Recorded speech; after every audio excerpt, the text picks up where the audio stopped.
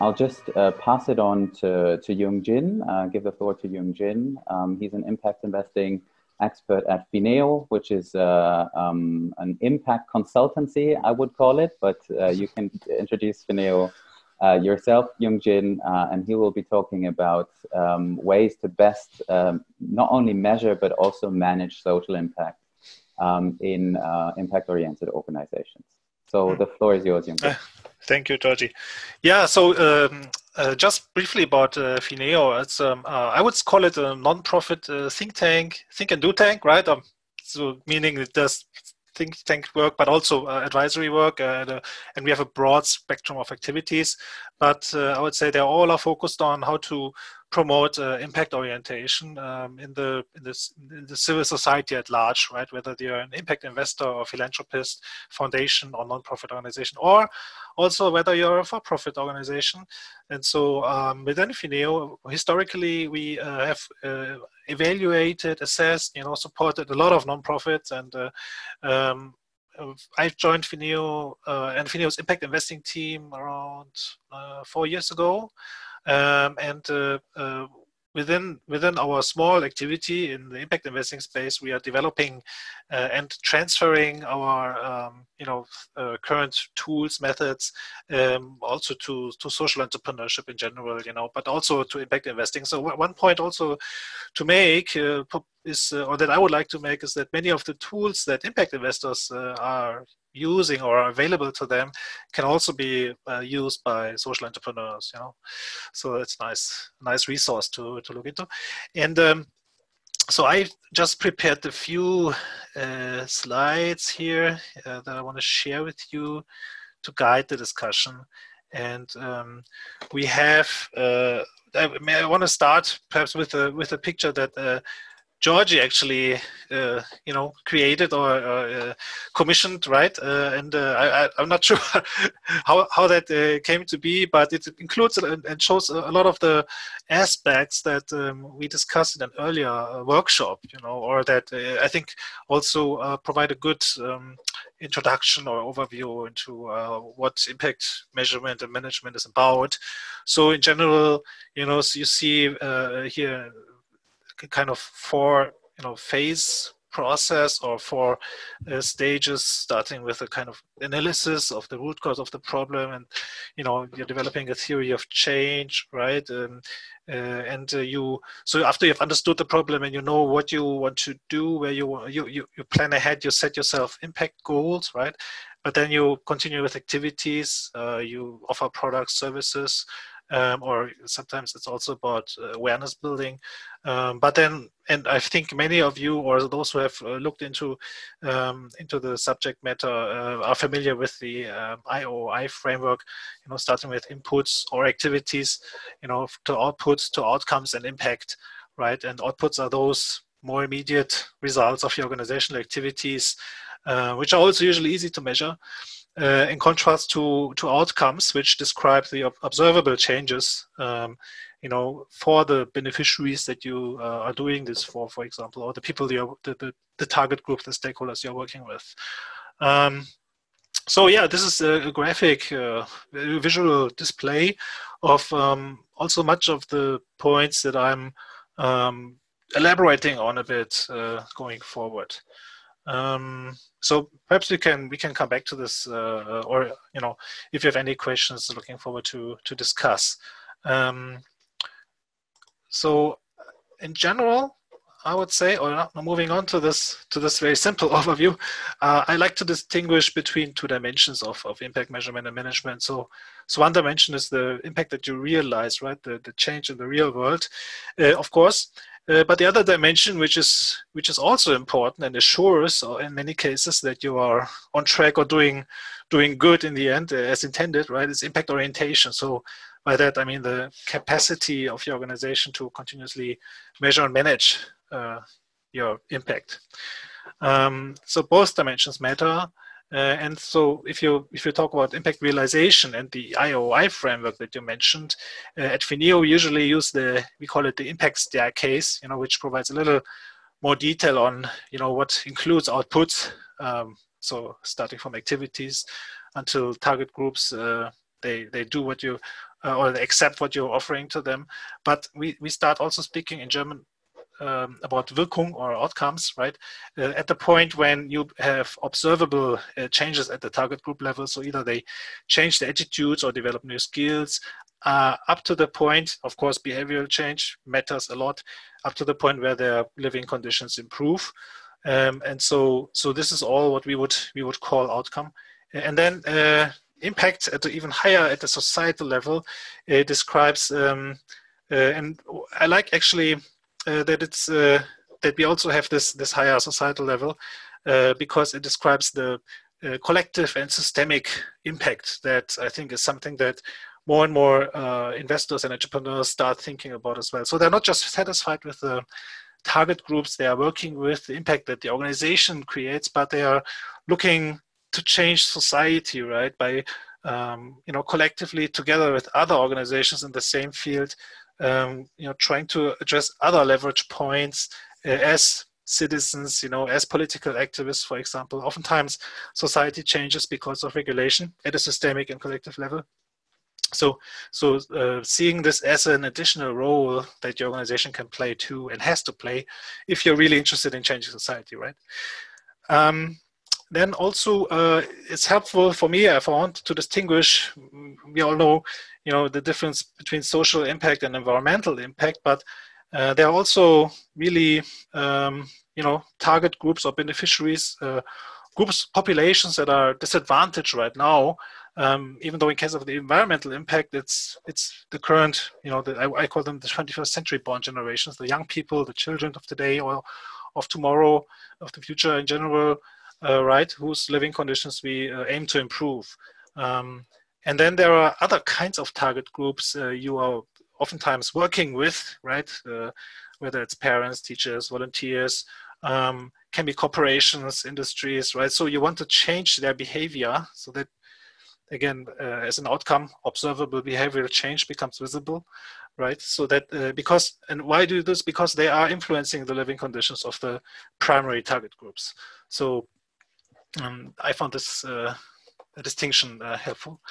And if we think about impact orientation, so you can also think about it as a continuous improvement process, a quality management process where which is applied with an impact lens, right? So perhaps some of you from engineering, at least in my engineering study, I learned also about the plan, do, check, act cycle, as a continuous improvement cycle in quality management, but it also applies to your, to you, how you manage your impact, which requires that you measure it, right? Which requires that you are setting goals based on a strategy, that you define indicators, that you also collect the data, that you analyze the data, and most importantly, that you use it to improve your operations, right? So like a learning organization, right? So this is what I mean by continuous improvement process, and which signifies, impact orientation of an organization to the extent that this process has been implemented and regularly, is executed and also part of the management decision-making process, right? And then one last thought that also is newer, right? Something that I'm currently thinking about is how the organizational structure also, can support impact orientation, can enable or facilitate it, especially in today's complex information or knowledge age, right? Because in the past, and you're familiar with the conventional hierarchical, pyramid organization, right? Which served us well in the industrial age, but with the current challenges that you are facing and the agility that organizations need, I think that we need much more of the, of the right-hand side kind of purpose-driven organizations, that are just more flexible and also, better more suited for becoming a learning organization too. So impact orientation is a lot about how to become a learning organization to continuously improve your impact, and impact realization is about the change that you can make at the target group level. So, in short, I would say these are the points that I would like to make as an input, yeah. And then there's other stuff that we can go into later on if we have time. Thanks very much, Young-jin. so much for a quick input. Again, just welcoming everyone. There's a couple of people who came in late. We will just use that as some source of inspiration. I have some questions for the speakers, of course, but think about your own. As I was trying to prompt, also collect those in the chat, and then we can follow up on those. I would now give the floor to Ben Carpenter, CEO of Social Value International.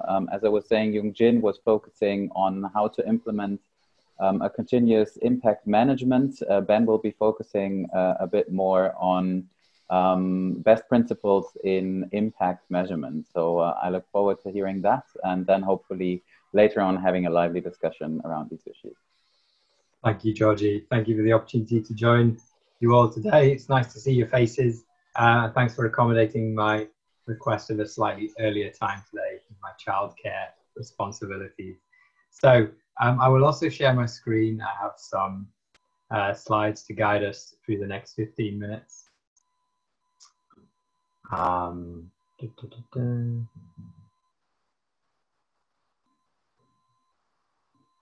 You can see my screen? Yes, yes. Okay, so the first slide I normally put up is about inequality, because this is the backdrop to why we are all here today. It's rising across the world, within countries, between countries, and impact measurement, whilst it's seen as quite a technical exercise, this is, I always remind people that this is political as well. We're about changing the world. We're a part of a movement of people that see the world differently, and that the current systems that we have in place are increasing that inequality. And we see ourselves as part of a broad movement, whether that's sort of people protesting in the streets, you know, the Extinction Rebellion, Occupy Wall Street, or whether it's leaders now who are starting to talk about measuring success in a different way. There's a quote there from Prime Minister of New Zealand talking about the well-being of the nation, not just economic well-being. So this is a kind of growing movement of people, whether you're at the street campaigning or whether you're a leader. There's Ronnie Cohen there, sort of an investment, a figurehead for investment, which is really changing now. We're all trying to do things differently, and impact measurement is part of that. COVID-19, of course, this is disrupting everything, and we're hopeful that there's going to be a new normal, and impact measurement and our mission can be very much part of that new normal. Just a slide then on the mission of Social Value International, which is to change the way the world accounts for value. That's the word that we use, accounting for value. We believe that accounting has evolved over 400 years and now solely, you know, recognizes financial value, but excludes from that social and environmental value that organizations create, businesses, social enterprises. And we need to broaden that definition of value so that we are talking about social and environmental. If we can do that, we can make better decisions, allocate resources differently, and therefore reduce inequality, harm to the environment, and improve well-being. So that's what we stand for, and we're a network of networks around the world, led by our members, meeting in person, more on Zoom these days, and developing the methodology, because I'm sure you're all sitting here thinking, well, how do we do it? And the answer is that this is still, you know, evolving. And this approach, we believe, should be developed by practitioners like you and other professionals who are thinking deeply about this. So join and sort of contribute to the development. And that methodology then gets turned into assurance standards and training. The last one on us really is that Social Value International is part of the Impact Management Project, which you may have heard of, particularly prevalent in the investment world. And we are pleased to be recognized alongside other standard setters. So Social Value International is within this conversation around what is best practice for impact management.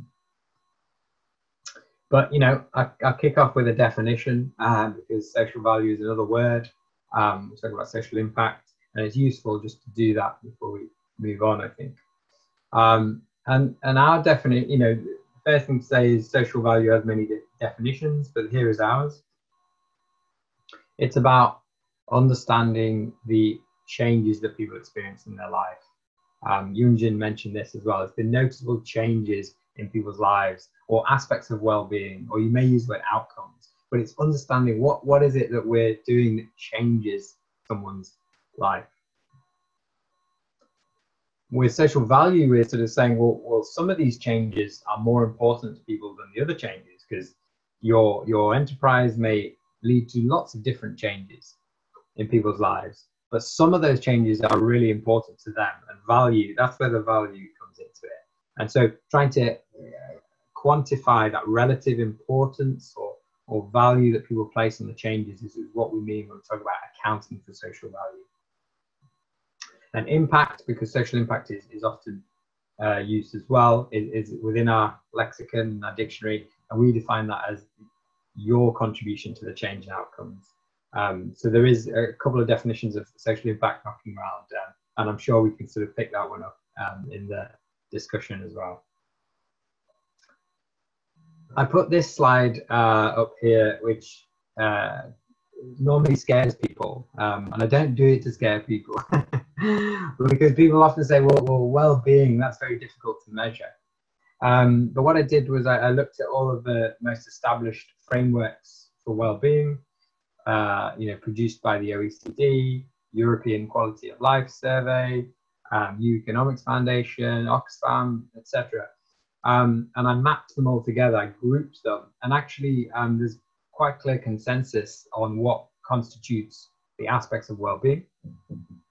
We have material things that affect people's well-being, such as your health, how much money you have, income, jobs, finance, the material things like your housing, the environment that you live in, the natural environments. And then it goes into things that are more relational, like your relationships with people, social capital, connections, engagement, etc. And as we move round clockwise, there's some subjective elements of well-being about how we feel about ourselves, and this is inherently subjective, and that is recognized as a part of our general well-being. So I talk through this slide regularly to actually take people from being scared of measuring well-being to realizing that there's actually a lot of consensus about what it is that makes up our well-being as people, personal well-being. And I believe that this is what we need to measure, because this is what matters. And it was good to hear Young-jin talk about, there's outputs which are easy to measure, and we can all do that, but are we measuring what really matters? And I hope that we can see that these are the things that actually matter to people. But how do you do that? There's so many tools for measuring, and that's often something people say to me, because there is a huge marketplace of products, calculators, resources, approaches, and it's true, there are, but most of them are actually within the membership of Social Value International. I engage with all of them, and there's actually, the good news is there is convergence and consistency in approach, at least in theory. And I put on this slide now the principles that Gorgi mentioned, because it's the principles that are at the heart of Social Value International's approach to impact measurement. We don't believe in, predetermined or universal KPIs, but if you want to create a framework for analyzing and reporting impact, it needs to be principles based. And here they are in all their glory. And this having principles allows different types of organizations, different sizes, to apply them in a way that's proportionate, and gives you that flexible framework that we believe creates accountability for your actions, and also it's a framework for getting the information you need to be innovative and create more value. We have a short leaflet on that I can share with you, and if you're interested, all of our work is rooted in these principles, and the good news is that a lot of these tools will help you apply these principles. So I think that's the way we often talk about impact measurement and the maze of different tools. Start with principles and then use any of those tools that you can see in the marketplace that will help you achieve these principles. The other thing to say that we've developed in the last 4 or 5 years is a set of questions that seem to be consistent in all of these tools. And when you are trying to measure and manage impact, there are some questions that as an organization you must be asking yourselves. So we've got these down to 10, and we've even grouped them. So the first 2 are typically a theory of change. What problem are we trying to solve? What is our solution? Then you have qualitative data, like who experiences change? Who is it? Who are the beneficiaries, as Young-jin was saying? And what changes follow? Those are the outcomes that we need to measure. And then there's some quantities that we need to start measuring in order to understand how much change we've had. And within that, you've got questions around relative importance, which is value. We believe that asking that question, number 9, is critical if you want to maximize value and create as much value as possible, because we're all going to create some impact, but how we create as much impact as we can is the challenge, and we can only do that if we ask question number 9: what is it that's most important to you? And of course, that asking these questions may mean that you get a lot of answers. So number 10 is really about understanding, well, which ones matter most as material and the ones that we can manage. You may be sitting there thinking, gosh, I can't possibly answer all of those questions. And of course, it may feel daunting. The caveat then is the more questions that you can answer with more detail, the more confident you will be to make better decisions. So if at the moment you feel like you can only answer 1, 2, and 3, that's fine, of course, but build up your practice so you can answer more of these questions, get more data that supports these questions, and that will give you more ability to make better decisions. The less you can answer, the fewer decisions you can make with confidence. And of course, if you overlay these questions with principles such as stakeholder involvement, number 1, you will get more reliable information. If the stakeholders, and by stakeholders I mean the people that experience impact, are answering these questions, you will understand what's important, what's happening in their lives, what's important to them from their perspectives. This one is a signpost to a really good guide that we wrote a few years ago, specifically for social entrepreneurs. It's called Maximize Your Impact. It actually has a very similar cycle to Young-jin. It's not quite the plan, do, check, act. I can't remember the reason why we didn't follow that very standard one, but it's very similar. Plan, do, review, revise. It's the same concepts as Young-jin was saying. Impact measurement isn't just about collecting data for the sake of collecting data. It's about using it to make decisions and revisions and improve, like Young-jin said, a continuous improvement cycle. I like to say impact management is a state of mind. As much as we see this as a technical exercise, the organizations that do this well have a good culture of being accountable, being innovative. And I say there is no greater accountability to customers than that relentless innovation to maximize value and create more value to people. That's when you know you're being as accountable as possible.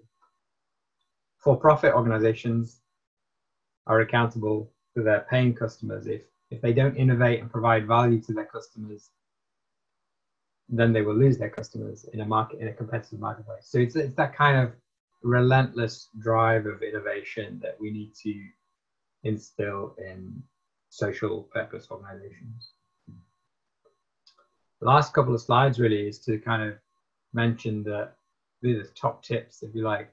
If there's one thing that you take away from my presentation, is that impact measurement has to be about involving stakeholders. That's principle number 1.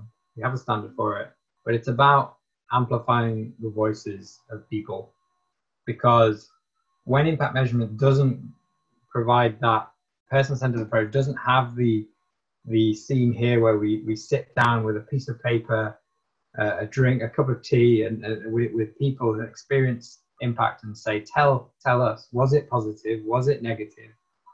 Did this change happen? That's at the heart of good impact measurement. And as many mechanisms as you can put in place to get that feedback loop, the more reliable your data will be, the stronger information you'll get, and you'll be able to make better decisions. I think my last slide then is really to talk about standards of practice, which is a bit of a shameless plug, but we have developed a pathway that helps organizations embed good systems of practice, a good practice. It's not a certificate that says your organization creates X amount of impact or value. It's basically a stamp that says you have developed good systems in place for collecting the right data that you need to make decisions. We've been working closely with UNDP as well through the Investment project to build some thinking around this. If you were interested as an individual, we have that pathway as well. But really, I think I'm out of time, so I hope I've not overrun, and I'm awaiting your questions. Look forward to the discussion. Wonderful. Many thanks, Ben. I'm super impressed. Both of you sort of stuck to the 15 minutes, even less. This is like a miracle. that never works out. You tell speakers to stick to their time and no one does. That's wonderful, I think. So we already have a question here that I need to process before I put it, but maybe I can also just call Bojidar. Is that the name? So maybe if all of you want to put on their camera, that's fine. If you want to sort of leave it off, that's just as fine. The idea would be that everyone just switches their mic off while someone else is speaking. But as Bojidar already has a question, please go forward, and then we can still pick up those that I also had in mind, or if others come up, feel free to voice them. So please. Hello, everybody. My name is Bojidar. Nice to meet you. For me, I'm in an NGO sphere of work. So we are working with volunteers most of the time. And I want to speak with Mr. Young-jin Choi, I hope it's correct, about the structure of organizations, hierarchical and flat. My experience is showing me, I'm from Bulgaria, Southeast Europe, so we have a very, I think, complicated past due to communism, and our non-government and also political and also financial organizations, they're mostly hierarchical, and when we try to do something which is flat, you know, like what organization with shared responsibility, it's most of the time it's not working. It depends if the people are very motivated. It depends on the crew and also on the subject, you know. And I'm always trying to do flat, but it's almost impossible. And I was wanting to share some of your knowledge about this. It will be very appreciated. Thank you. Thanks, Bojidar. Yeah, I mean, I have to say that well, this is, I think, fairly new and also personal thought, you know. But I think in general, you can say that the structure of an organization influences the culture of an organization a lot. But also, as you said yourself, it depends, right? So how well a structure fits with people and the culture that is in place there, you know, it's, I think in general, more challenging to implement a flat or, you know, agile organization than a pyramid organization, right? But you have, on the other hand, the advantages of I think you can more clearly define individual purposes for your teams, right? And teams have greater autonomy to pursue that purpose. You have you know, more less of these silos, right? So you can become more, you know, more flexible and adaptive to your environment and environmental changes. But hierarchical organizational structures also have their merit.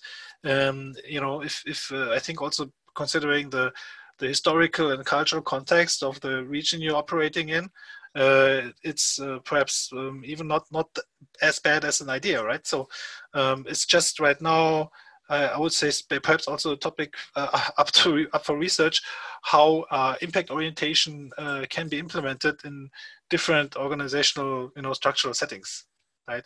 But I would say even in a hierarchical structure, you can still be impact oriented within the limits, of that approach.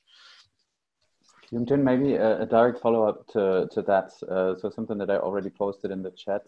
My interest was in that you were saying that you obviously need to integrate or build up this process of having a continuous management and improvement orientation, right? But how do you do that successfully, right? So there is still, I think, in practice, a difference and a gap between doing impact measurement once, maybe doing that very thoroughly, coming up with a report, communicating that, but how do you actually use that for organizational improvement on a continuous basis? So what kind of recommendations will you have for organizations to move from this one-time exercise to a continuous improvement process within the organization, which is, I think, also dependent on the type of organization, but generally a big challenge no matter how the organizational structures are.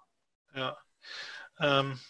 Maybe perhaps a short answer to this is that it's a matter of organizational maturity and the learning process itself, right? So you start you make smaller steps with implementing the process, but maybe it's not as well defined yet, right? Or it's like everything that you need to practice and repeat, and then you take a step back and look at how well it worked, and then you improve it even further. But you also start to institutionalize it more, right? You define roles and responsibilities very clearly. You've developed your tools and methods, and you're using them, reusing them, improving them. So there is a journey how, as an organization, you become more and more mature. And perhaps some know this from other contexts of there are maturity models, organizational maturity models, or project management maturity models, that describe different levels of how well you have mastered the practice, right? So impact management is a practice that you need to master. You can improve and reach higher levels of mastery, of efficient execution. And I think at the end of it, it's an interesting question, right? When can you say that an organization has really mastered impact management and has become so good at it? It's I think also helpful to look into the concept of the learning organization that was developed by Peter Senge, also many years ago. But it's an organization that is so well adapted or capable of learning at a high level that even perhaps the most established practices can be reviewed and changed, depending on the circumstances. I mean, it's not just, perhaps you can distinguish between different types of learning. Very simple learning is how to improve a process and, make it more efficient and effective. But another type of learning is really how to set up a new process that is even better, right? So abandon the old one, and this is really radical learning, perhaps. But indeed, I also looked into maturity models and how we can perhaps apply this concept to impact management maturity. Mm-hmm. So that sounds, I think, very relevant. I think, Ben, you had a direct reaction to that. But before you give that, it sounds to me, and that's something I think usually is forgotten in this whole impact discourse, is that you need an organizational development plan alongside an impact measurement plan, right? So in order to integrate that as a process to grow the organization, to really build also structures, responsibilities. So that would also be another argument for actually getting the expertise into the organization and not only having someone externally tell you how to do it and then you do it, but you haven't really internalized it, you haven't really used it to the best of interest of the whole organization, I guess. But Ben, you had a reaction to that as well, I think. Well, largely to agree. So it's not that exciting, but I think there is no nirvana. Like there's no end point that this is perfect. Like you just said, there's always room for improvement. Quite simply, impact management is continuous improvement, but it focuses on how you are improving impact, which sounds really obvious now I say that. But my other thing that I often say is people are already doing impact management now, but they don't think that they're doing impact management, because everybody that works in a organization tries to improve it, unless they're deliberately trying to not, destroy it. You're always doing, so that is impact management.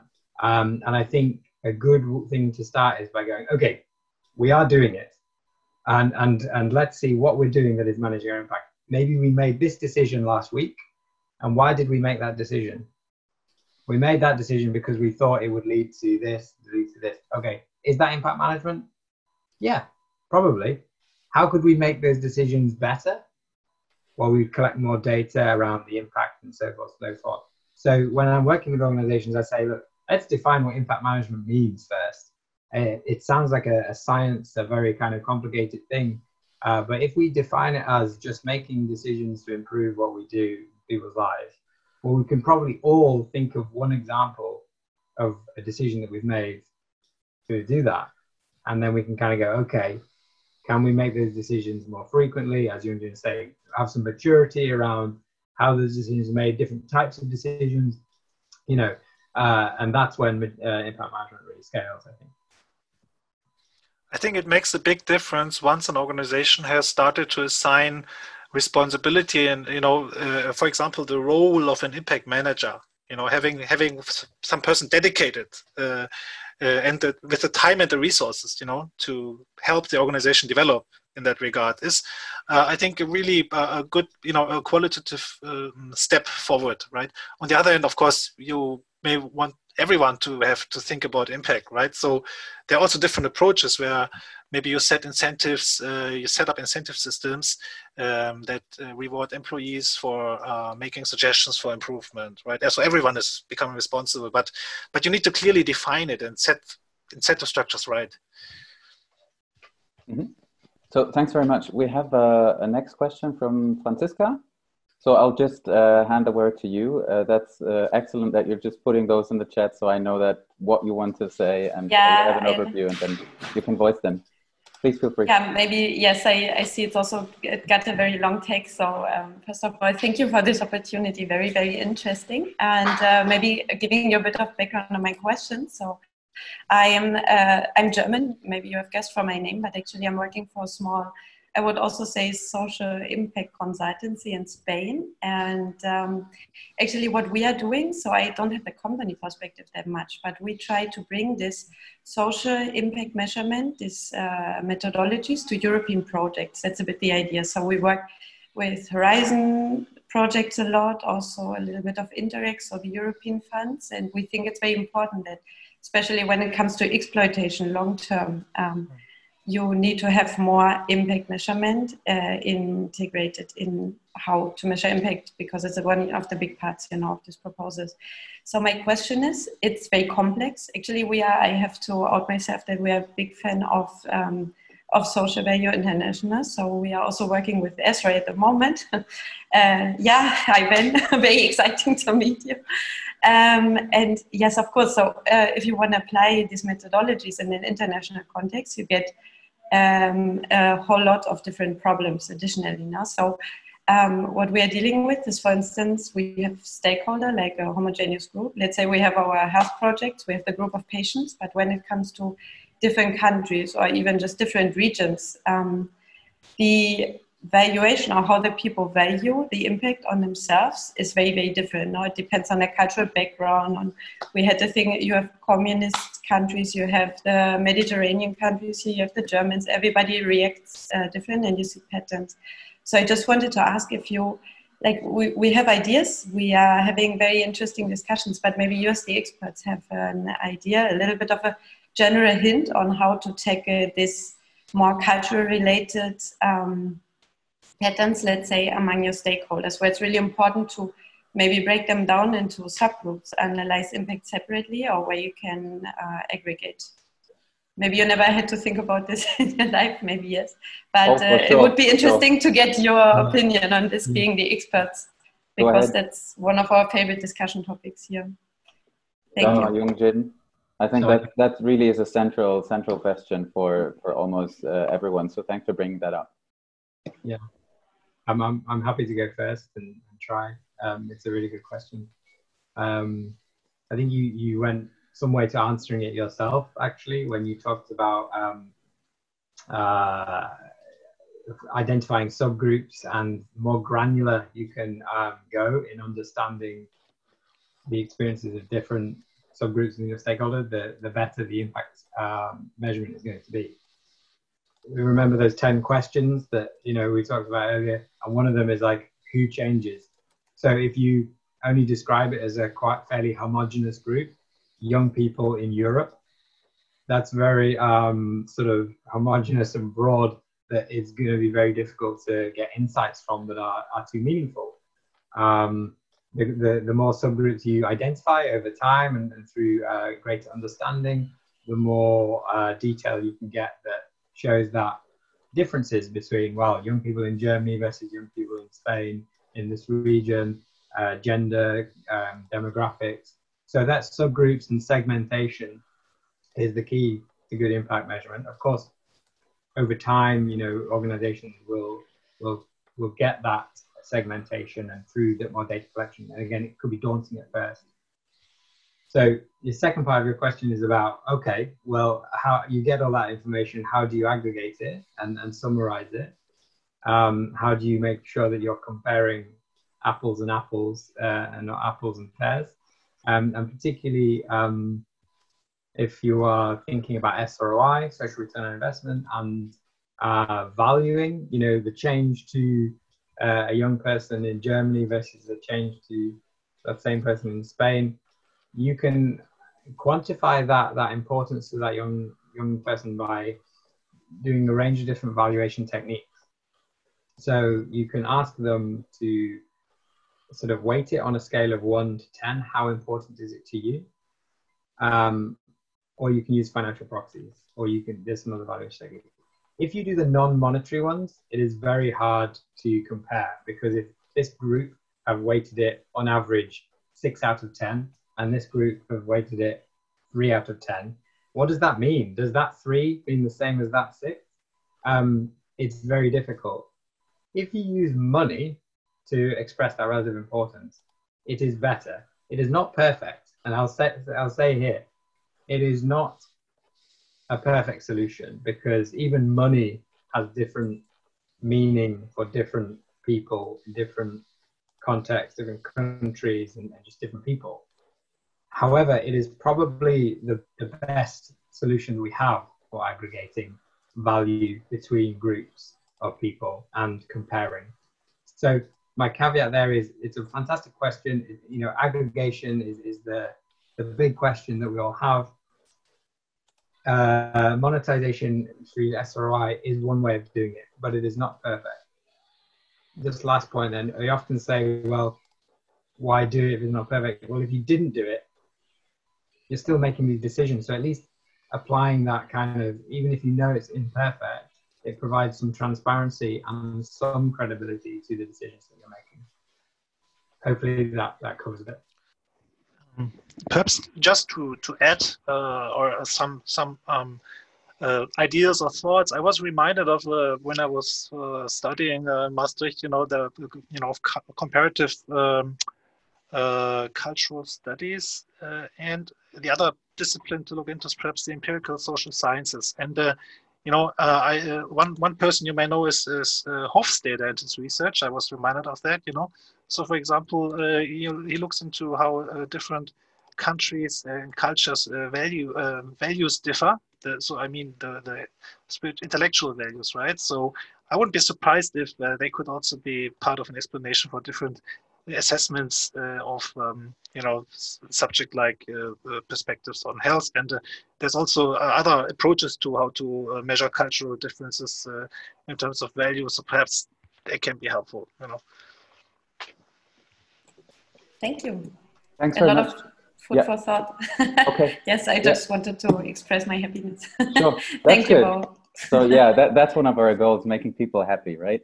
Well, yes, I wanted to just share Gerd Hofstede's name, and Young-jin already had the link to the whole study, which you find in the chat. So that might be a way to put things into perspective. Maybe before we go into the next question, a reflection from my side as well. I think what you often find with regard to that specific question, aggregation, trying to look at different stakeholders, but also different kinds of interventions, is that you sometimes have these catch-all approaches where you're trying to, you know, get everything and put it into one basket. And you even try to have some, you know, balancing out of harm that you do in the one sphere, balancing it out with, you know, some benefits that you're creating in the other. You especially see that with firms and corporates who are doing this. So in the extreme case, that might mean, well, we've trained so-and-so many people, and at the same time, so-and-so many people died in our factories because of security reasons. But I mean, overall, this is sort of a good thing, right? So this is the putting it a bit polemically. But what you see, I think, especially in the civil society sphere and in the non-profit sphere, is just a bit more responsibility in terms of how you deal with that. And my general advice, also from a perspective of a social scientist, is that sometimes it's more important to go into detail, to have a clear setting in which you measure, to really get that right first in order to then be able to extrapolate and aggregate from there, rather than having these catch-all approaches, quite superficial, and trying to mix different things in the first place. So I would always advise to make a thorough step first and then try to generalize from that rather than doing it the other way around. Gorgi, you're making an important point here. I think that I would also wanted to mention is that you always, but I think this is also self-evident, right? You look for a net balance of negative and positive outcomes that your activities may cause, right? So being honest and transparent also requires you, of course, to look into everything that may go wrong or is also not desired or unintended, but also negative from ethical point of view. So overall, you hope to find a positive net balance when you take all the positive outcomes and the negative outcomes into perspective. But it also shows that what we are doing here is also an ethical endeavor, right? So being trained in ethics and also, or just being familiar with different approaches to making ethical judgments, right, is an important part of it. And I think as long as we are transparent with the arguments or the reasoning, the ethical reasoning behind, our conclusion, and it's subject to debate, and we can talk about it if others see it differently, is also part of being, of good practice, I would say. Yeah, that's a very important point, I think. I would give Patricia the floor next. Her question related to how do you differentiate between those who do it properly and those who might not be doing that properly or are not at a higher stage. But I'll give that to you in order to formulate it more precisely. Thank you, Gorgi. Hi, Ben, and hi also Young-jin. So yes, the question is, how do we differentiate or divide? No, I mean, what is the best taxonomy when we're in a moment that many mainstream actors are joining because they say they report SDGs, and just because they report and aggregate, then how can we manage this at the ecosystem level? Because we have a few tools, right, like the assurance, etc. But when the scale of the sector is growing so quickly, what to do? What can we do? I think, Patricia, you're also referring to the. I noticed. My observation is that ESG investing is becoming much more popular, and also it's also evolving so that it has adopted some of the aspects that were previously unique to impact investing. Because we, as impact investors, we used to say, yeah, we measure and manage your impact, but suddenly ESG investors also start reporting and managing ESG performance, right? And so this distinction at least got a little more blurry in the past. But for me, one difference that I see is that impact investors care more about also contribution, right? The additionality of their own impact that can be causally attributed. Also something that you also wrote in earlier, Gorgi, right, as a question. And ESG investors don't do that as much, or for them the concept of additionality is a little bit it doesn't fit well, mostly because they're investing in listed equities and there's not much in terms of, I think it's not easy to show additionality here. But yeah, the point is they say they do. Sorry to interrupt. Yeah, they do even. They do because they report SDGs and they. Yeah. So that's tricky, no? How to show it material in the analysis. Yeah, but it's not the additionality of the investment as such. You know, the additionality of capital. That is something that they cannot easily show because they're just investing into stocks. But I know that they just by reporting SDG, you know, indicators of the assets they have invested in, they say, you know, look, this is our impact. But I think that's something we have to really look into, and it's a valid question. You know, how can we better differentiate between? How can we avoid impact washing? Also, that's maybe another way to phrase this, right? Yeah. Ben, maybe you have also, yeah. So I've just the last thing you said there. I've done webinars recently on how to avoid impact washing, or with the SDGs. I've just posted a link to a paper that we wrote last year around using the principles for accounting for value and the SDGs. So, you know, I think maybe I've repeated myself, but I think organizations need to start by creating a framework that's right for them, collecting the information they need to make better decisions. And you can tell the organizations that are managing impact because they have these bespoke measures that allow them to make lots of decisions and iterations and management decisions. They're the ones that are doing it well. And then they have to sort of often aggregate that data, which is very unique to their organization, to align to the buckets, as Georgie says, the big categories. And maybe SDGs is the most well-known of those buckets. And I like the SDGs, you know, I'm a big fan, but I believe the SDGs should come last when you're doing your reporting and not first.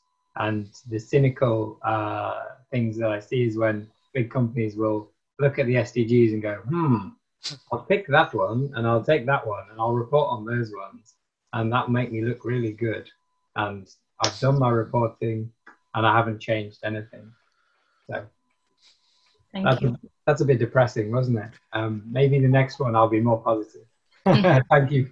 No, but this is also why I think many of us are really interested in systemic change, you know, in changing the system, the way economy functions right now, right? And just for focusing on shareholder value and financial value can't be enough, right? So you see, and this is perhaps an interesting distinction between those who want to change the system as such, right, and do, you know, are social entrepreneurs or impact investors because of that, and those who operate within the system and are fine with it and don't want to change the rules of the game.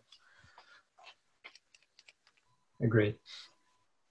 Yeah, so I think that's a super valid point. And actually, I've just attended a conference a few months back where someone was looking into or did a discourse analysis on how impact is being sort of captured by the field that wasn't initially putting it forward, right? So the more financially oriented, the more for-profit, the more corporate-like organizations that just have also larger capacities were sort of making it more ESG-like, although it started being ESG, meaning environmental, social, and governance indicators that at the very aggregate level have nothing to do with proper impact measurement, right? So you see that there's a field capture also in the discourse, and I think it's up to network organizations like yours, Young-jin and Ben, but also up to entrepreneurs and actors in other institutions to just sort of reclaim that and make clear that that what impact is and how you report about it.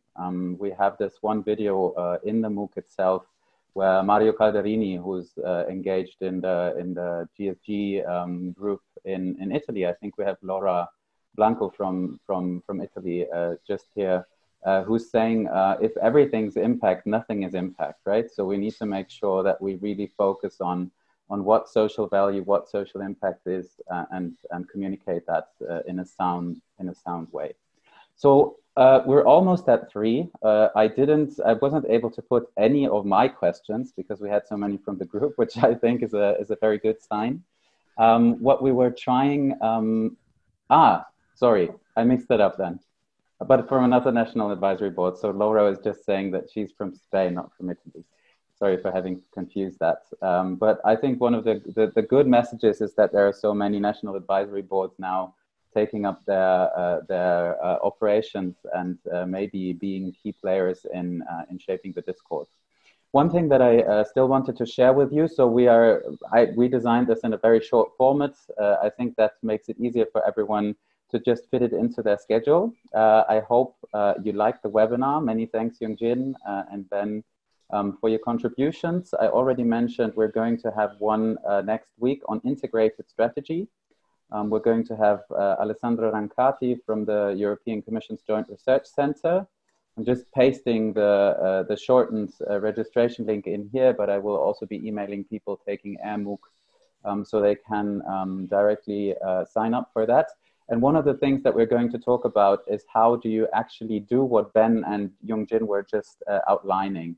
How do you, if you relate to the SDGs, you might pick an SDG, but then be very precise on what you actually want to change, how you want to work towards solving that, and then deriving a strategy from there, a concrete strategy of how you're actually putting this into practice. And Alessandro will be guiding us through a social economy canvas that the Joint Research Center developed, which also helps you to put things in perspective in the sense of locating your organization within a bigger field of actors such as Social Value International, PHINEO, and others who are shaping this field. So thanks very much for participating. Maybe you have some last reflections from the group, Young-jin or Ben. Thank you for the opportunity. It's been a really good discussion. Thanks for your questions. If you have any more, email me. You know where I am. I'll share the slides, and I'll be happy to come back again if you'll have me, Choi. Sure, absolutely, absolutely. Yeah, I can only agree. Thanks. I think that even myself, I also learned today a lot and got some new thoughts, to take away. That's pretty cool. So whenever, I mean, Ben and Young-jin, whenever you have something to share, we could do that via social media. We could also put it on the MOOC platform. And otherwise, I encourage everyone to just get in touch, right? So we're available either through the platform or also on social media to continue this discussion, right? So this isn't the end, this is the beginning of the discussion, so to say. So thanks everyone for participating and hopefully see you soon and keep the conversation going.